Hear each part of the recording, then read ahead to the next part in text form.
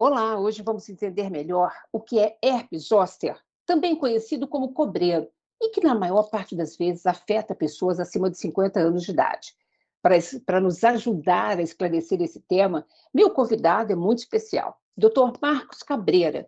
Ele é médico geriatra, professor do curso de medicina da Universidade de Londrina, UEL, tem mestrado em medicina interna e doutorado em ciências médicas pela Faculdade de Medicina da USP. Bem-vindo, doutor Cabreira. Olha, eu fico muito feliz de estar aqui com você, Lina, e com esse público, falando de uma coisa tão importante como o herpes zoster. Então, vamos começar, né? O que é herpes zoster, afinal de contas? Olha que coisa interessante. Muitos de nós, eu diria que quase 100% das pessoas acima dos 40, 50 anos, já tivemos contato com o vírus da catapora na infância. Alguns tivemos a catapora cheia de vesículas, de marcas que a gente tem até hoje. Outros nem perceberam que tiveram, mas tiveram contato com o vírus da catapora. Este vírus fica guardado, fica ali, ele fica latente, né? E chega um momento da vida onde a imunidade específica diminui, ele se apresenta de uma maneira diferente. E aí ele se apresenta com o herpes zoster. Por isso que é importante isso que você colocou dos indivíduos acima de uma certa idade, porque a gente muda a imunidade e faz com que aquele vírus que estava lá guardadinho, e nós temos vários vírus no nosso corpo que estão guardadinhos, né? Mas o herpes zoster tem essa capacidade de voltar e se apresentar de uma forma muito chata, né? Porque ele dá dor muito grande, dá vesículas, dá feridas, né? Então é uma coisa que quem já teve, quem já viu, sabe da preocupação que a gente tem com o herpes zoster. E esse herpes zoster, você já deu spoiler aí falando de como é que ele se manifesta, né? Em geral, pode ocorrer em várias regiões do corpo. Como é que isso acontece? É interessante, porque este vírus da catapora, ele se aloja nos nervos. Ele vai se expressar no território do nervo. Aonde não tem um trajeto de nervo, ele não vai conseguir se apresentar. E tem uma característica: os nossos nervos, eles são divididos por duas partes diferentes, uma do lado direito e do lado esquerdo. Então, por isso que vai a primeira dica aí, Lina: o herpes zoster nunca dá dos dois lados do corpo. Então, ele está no território do nervo, sempre unilateral, sempre de um lado só. E pode, aonde tem nervo, ele pode dar. A gente tem uma preocupação muito grande quando é em face, porque aí nós temos a chance de ter problemas oculares, de ter problemas até de encefalites, né? Quer dizer, esse nervo pode colocá-la para trás.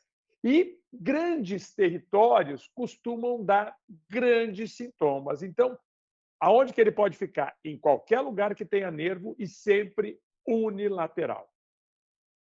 Essa dica do unilateral, pô, mega importante. Agora, Muito importante. É. você disse que pode acontecer na face. Isso significa, por exemplo, se acontece e pega o nervo aqui do meu olho, pode inclusive causar uma cegueira, quer dizer, pode ser assim complicado?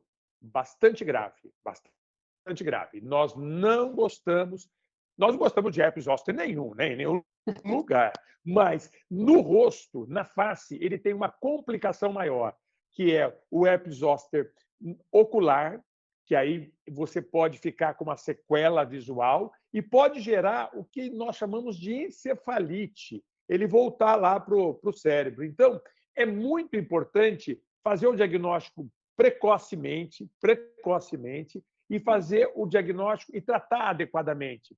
Porque o grande problema, Lina, do herpes zoster, ele vem, gera aquelas vesículas que lembra aquelas cataporas antigas, mas com muita dor. As vesículas somem, param, ficam todas cicatrizadas. Só que daí o que eu tenho uma coisa que chama neuropatia pós-herpética. Aquele nervo fica ainda comprometido pela ação desse vírus e pode gerar dor, incômodo. O indivíduo falar, olha, há 2 anos eu tive o cobreiro, que é o nome popular do herpes zoster, e ainda sinto uma certa dor naquele território. Então, isso é uma coisa importante. Nossa, eu quero 2 esclarecimentos ainda. Se ocorre a encefalite, o que acontece no cérebro? É muito variado essa apresentação. Não Tá. costuma dar grandes alterações, como, por exemplo, o vírus do HIV também faz um quadro de encefalite que dá memória alterada. O herpes zoster Uhum. não dá, ele pode dar um sintoma agudo, né, uma manifestação, o indivíduo ficar confuso, mas depois ele Uhum. volta para a normalidade. Mas você sabe, né? Cérebro todo machucadinho que a gente tem no cérebro, ele acaba atrapalhando bastante a gente depois, né? Então, nós temos que ficar bastante atento em relação a isso. Bom, além, do cérebro, dos olhos, esse cobreiro, né, esse herpes zoster, pode acontecer em que outra parte do corpo? Então, em qualquer parte do corpo, mas qual que é a variação? Por que as Uhum. pessoas têm? Quando eu tenho um herpes pequenininho, a capacidade dele gerar trauma naquele nervo e eu não ter mais problemas depois é grande. Agora, se eu tenho um herpes grande, que, por exemplo, pegue todo o território das costas, por exemplo, que começa nas costas e vem pela frente. Lembrando, ele nunca vai para o outro lado, ele vai ficar só deste lado, tá bem? Então, ele pode ser nas costas, na barriga, nas pernas, então ele pode ser em qualquer lugar. Lógico que a gente quer que esse herpes zoster seja na menor intensidade possível. E sabe uma coisa importante, Gina? O herpes zoster, ele começa, nos primeiros 3, 4 dias, a gente só sente dor. Não aparece vermelhidão, não aparece vesícula, aparece a dor. Então, você imagina alguém com uma dor importante, na altura, por exemplo, da região do divertículo. Ele é confundido com diverticulite. Se eu tenho essa dor na altura do tórax, ele Uhum. é confundido com infarto. Então, vocês vejam que nos primeiros Uau! 3 dias eu posso ter a dor sem a apresentação da vesícula. Quando aparece a vesícula, a gente fala, puxa vida, aquela dor que está te incomodando há 3 dias, que eu não sei o que é, na verdade, era o herpes zoster. E quando essas vesículas, essas bolinhas, né, aparecem, elas costumam demorar muito tempo para sumir? Olha, o tempo entre uma vesícula, ela fica inflamada, cheinha, depois ela vira uma crosta. Crosta é a casquinha. É de 7 a 10 dias. De 7 a 10 dias. A dor mais importante também é até 2 semanas. Uma dor interessante, porque nós conhecemos bem, Lina, a dor do machucado, por exemplo, quando a gente bate um local. Nós conhecemos bem a dor, por exemplo, inflamada, que é aquela dor do dente. Nós conhecemos bem a dor quando a gente corta a pele. Isso é um tipo de dor, mas a dor do herpes zoster é uma dor neuropática, uma dor estranha, uma dor com cheiro de formigamento, uma dor ardida, uma dor intensa, uma dor que pode ficar um pouco, ela é localizada no nervo, mas ela pode ficar assim, eu não consigo definir exatamente aonde está. Então, a dor neuropática é uma dor um pouquinho diferente e que incomoda demais os pacientes que são submetidos a esse quadro de herpes zoster. Claro que eu vou querer falar daqui a pouco de tratamento, mas antes, como é que se diagnostica herpes zoster? Na verdade, é um diagnóstico clínico. Um diagnóstico clínico. Você sabe que muitos dos meus pacientes, eu faço o diagnóstico conversando e eu peço para tirar uma foto.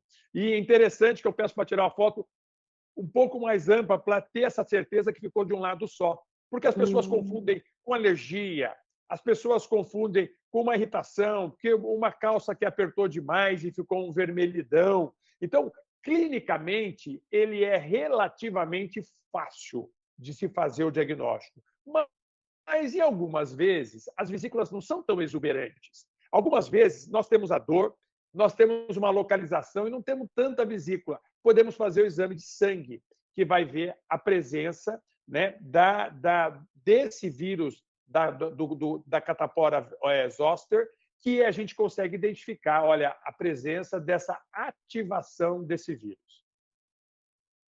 Deixa eu aproveitar, já que a gente está falando em termos de diagnóstico, né? Não é a mesma coisa. Herpes zoster e herpes labial? Muito interessante isso. O herpes labial, ele é o herpes simples. É um outro vírus, não é o vírus da catapora. Herpes zoster, vírus da catapora, tá bem? Herpes labial é o herpes simples. E o herpes labial, ele pode vir nos lábios, mas pode vir nas áreas genitais. Tem muita gente que tem herpes nas áreas genitais, pode vir na pele. E qual é a grande diferença? A recorrência. Pode ver que o indivíduo, quando está estressado, quando é submetido a tempos muito frios, quando ele é submetido a sol, quando ele fica mais nervoso ou mais doente, com febre, ele abre o herpes simples. Tá certo? Este é o herpes simples, o vírus do herpes simples, que é o que a gente chama de herpes labial, ou herpes genital, ou herpes localizado. É possível que eu tenha um herpes simples, por exemplo, no corpo, porque em algum momento eu tive o contato ali. O herpes, o vírus do herpes simples, não tem essa mesma capacidade que o vírus da catapora zoster tem de ficar guardado e abrir esse quadro mais exuberante do herpes zoster. Perfeito. Doutor Cabreira, eu vou precisar chamar um rápido intervalo, mas a gente continua, tá bom? Ótimo. Você não sai daí não, que tem muita coisa no segundo bloco. Até já. Voltamos hoje conversando com o Dr. Marcos Cabreira, geriatra, sobre herpes zoster. Então, doutor Cabreira, uma pessoa que tem herpes zoster, como é que trata? Olha, então, uma vez feito o diagnóstico do herpes zoster, é importante a gente fazer um antiviral. Nós temos medicamentos antivirais e eles são muito eficientes. Nós temos 3 ou 4 medicamentos, a gente usa numa dose um pouco mais aumentada em relação ao tratamento, por exemplo, do herpes labial, que nós falamos, né? Então, ele vai precisar tomar esse antiviral. Quanto mais cedo for introduzido esse antiviral, mais curta é essa apresentação da doença e menor a chance de ter aquele problema, porque o fantasma do herpes zoster é a neuropatia pós-herpética, que acompanha 6 meses, 1 ano, 2 anos depois dessa infecção. Só que só antiviral é pouco, Nós precisamos também tratar o sofrimento desse indivíduo. Ele tem uma dor, inflamatória que tem uma dor neuropática. E nós temos alguns medicamentos que a gente usa para a parte inflamatória da doença e para a parte da dor neuropática da doença. E também a gente pode usar os antivirais na forma de pomada. Então, este é o primeiro arsenal de tratamento. Agora, daqui 15 dias, o indivíduo vai ter só crostas, seco, ele não tem mais uma dor local, só que ele tem aquela dor neuropática, aquela dor ardida, aquela dor que formiga, aquela dor que interfere no dia a dia dele. Aí nós podemos usar o grupo de medicamentos que a gente usa para dor neuropática, que daí são os anticonvulsivantes. Você sabe, Lina, que as pessoas até se impressionam quando a gente dá um medicamento como esse e ela olha na bula que serve para convulsão. Ela fica preocupada, mas não é. É porque os medicamentos anticonvulsivantes, eles são utilizados, eles são a primeira linha de utilização para as doenças, as neuropatias periféricas, que é a dor neuropática. Você sabe que várias pessoas idosas escreveram para a gente perguntando, puxa vida, mas essa dor, eu estou com essa dor do herpes zoster e não está passando. Quer dizer, ela pode demorar meses, anos mesmo com essa dor, mas um dia ela acaba, ela cessa? Olha, pode demorar bastante, A ideia é que ela não seja eterna. Só que a gente tem que lembrar uma coisa, Lina. Tudo que na vida da gente que gera um estresse tão grande, que gera um sofrimento tão grande, ele marca marca emocionalmente. Então, muita gente tem aquele vínculo com aquela dor, ele tem aquele sofrimento relacionado àquela dor, e já passaram 5 anos, ele não conseguiu esquecer aquela dor do herpes. Até os pacientes falam o seguinte: olha aqui, doutor, esse meu herpes está me avisando que eu não estou bem. Né? Então, assim, vocês vejam como as dores elas têm um vínculo com a gente que ultrapassa o biológico. Mas, do ponto de vista do biológico e da fisiopatologia dessa doença neuropática, eu acho que 1 ano, 2 anos no máximo. Depois a tendência é diminuir bastante. Tá. Você mencionou que, às vezes, o diagnóstico pode se confundir com outras patologias, até com alergias, né? Se uma pessoa não é diagnosticada adequadamente com herpes zoster, em geral, ele se manifesta com essas vesículas, pode causar febre, coceira, coisas assim também, e ele some na mesma proporção ou ele precisa de um tratamento médico? Não, são doenças, a gente chama isso de doenças autolimitadas. Elas têm um período em que elas vão vir, inflamar e voltar. Isto Tá. é absolutamente esperado. A grande questão é que, se eu não tenho um tratamento adequado, esse tempo da doença fica mais estendido. Uhum. E as consequências daquela neuropatia periférica ficam muito maiores.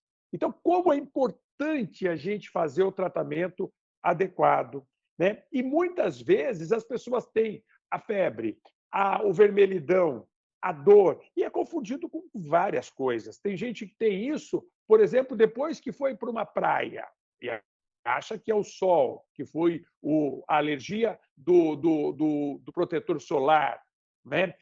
Comprou uma roupa nova, acha que é um incômodo daquela roupa. Então, vocês vejam que existem muitas coisas. Agora, para um profissional médico que está acostumado com isso, não é difícil a gente fazer o diagnóstico olhando a característica dessas lesões. Elas podem ser confundidas até com a escabiose, que é a sarna, porque ela coça, pode incomodar. Né? Então, é importante fazer o diagnóstico adequado mesmo. É importante também em função das sequelas, né, que você mencionou. Sem dúvida nenhuma, sem dúvida E nenhuma. que, e E que essas afeta a qualidade sequelas, de vida, né, dessa muito, pessoa. olha, é interessante isso, sabe? Nós não podemos diminuir o tamanho desse problema. Nós não podemos. Porque é o seguinte, nós já temos, são pessoas que já têm uma certa vulnerabilidade, 50 anos, 60 anos, 70 anos, 80, nós temos uma certa vulnerabilidade. E os dados mostram o seguinte, que se vivermos até 80, 90 anos, a chance da gente ter o herpes zoster em algum momento da vida é mais do que a metade. Então, mais da metade de todos nós vamos ter essa herpes zoster, ou pequeno, ou grande, ou médio, ou com grande sofrimento, mas entendam, sempre isso compromete a qualidade de vida, sempre compromete. E a intensidade é proporcional ao comprometimento dessa qualidade de vida. Uma vez que a pessoa teve uma manifestação do herpes zoster, tratou, curou, resolveu, ela pode vir a ter novamente uma nova manifestação? É interessante isso, é muito interessante. A resposta é sim, pode, mas a chance é menor do que a pessoa que não teve. E no primeiro período, naquele primeiro ano pós-herpes zoster, a chance é muito pequena, é muito pequena. Mas os indivíduos que tiveram herpes zoster podem sim ter novos episódios, podem sim ter novos episódios, com menos chance do que quem nunca teve o herpes zoster. Por isso que, quando a gente pensa em prevenção, né, a gente faz também a prevenção com vacina para quem já teve o herpes zoster. Né? Isso que eu ia lhe perguntar. Temos vacina hoje em dia para prevenir herpes zoster? É interessante. Olha, essa vacina que nós temos disponível agora é a segunda geração de vacina para herpes zoster. É tão frequente isso depois dos 50, 60 anos que a gente já espera que isso aconteça com o indivíduo. Então, a vacina faz com que eu tenha menos chance de desenvolver o herpes zoster.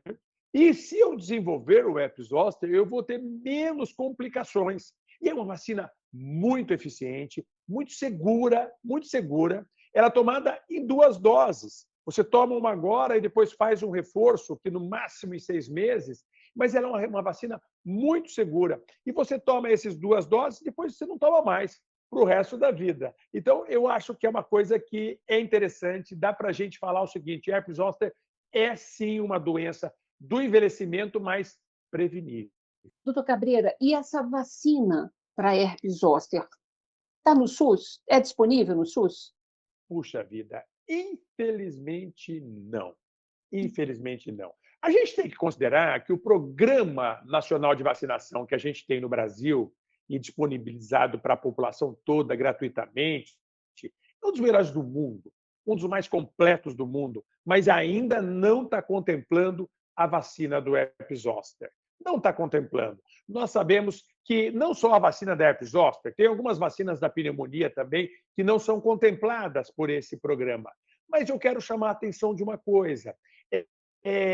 Ela só está disponível nas clínicas privadas e até em farmácias, com um custo razoável, um custo até relativamente alto. Só que ainda esse custo, ele passa a ser menor ou igual ao custo do tratamento medicamentoso de um episódio de herpes zoster. Vocês imaginam? Se eu tiver um herpes Entendi. zoster hoje, eu vou precisar comprar um antiviral, que não é barato, porque eu vou usar em altas doses. Eu vou precisar tomar medicamentos anti-inflamatórios, medicamentos para dor neuropática, e posso ter também necessidade de tomar remédio para dor neuropática por 2 anos. Por 2 anos. Então, certamente, o custo que vai ter todo esse tratamento é menor do que uma vacinação agora e que vai ser bastante eficiente.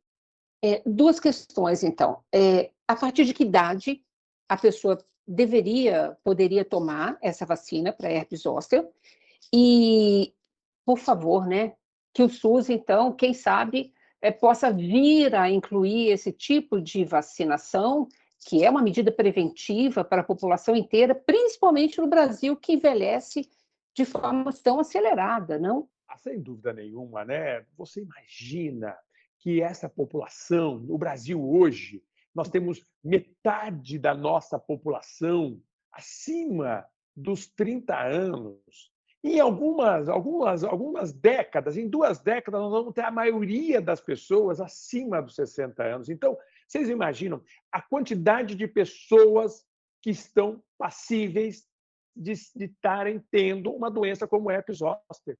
E aí não vai ser difícil a gente argumentar que compensa, né, a política pública falar o seguinte, olha, compensa incluir uma vacina dessa no Programa Nacional de Vacinação, porque nós vamos racionalizar os nossos recursos que nós vamos ter para a parte curativa dessa quantidade de herpes zoster. Se eu te falei que talvez metade de todos nós ao chegarmos até o final da nossa vida, vamos ter um herpes zoster, então você imagina a quantidade de doença que nós vamos ter, a quantidade de remédio, a quantidade de gente sofrendo. A partir de que idade, doutor Cabreira, é recomendável a gente tomar a vacina? Olha, a herpes zoster ele dá com a idade, né? Quanto mais velho, mais chance a gente tem. Mas essa vacina, que é a melhor, que é a que está disponível, ela foi aprovada para estudos a partir dos 50 anos. A partir dos 50 anos, ou para pessoas imunodeprimidas, por exemplo, os pacientes que têm a AIDS, o HIV, pacientes que têm uma imunossupressão, eles podem ser tomados antes dos 50 anos. Então, se preconiza, depois dos 50 anos, não obrigatoriamente nos 50 anos, pode ser aos 55, aos 60, aos 65, quer dizer, quando você puder fazer o esquema da vacina, você está garantido para o restante da sua vida para que você tenha um tempo de vida sem o herpes zoster e que esse herpes zoster atrapalhe cada vez menos a vida das pessoas. Doutor Cabreira, muito obrigada pela sua participação, viu? Foi preciosa.